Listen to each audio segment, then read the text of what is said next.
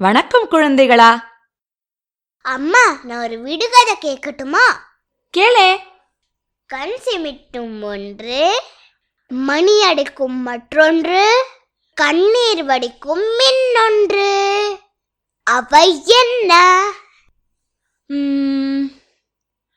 மறுபடியும் கேளு. கண் சிமிட்டும் ஒன்று, மணி அடிக்கும் மற்றொன்று, கண்ணீர் வடிக்கும் மின்னொன்று, அவை என்ன?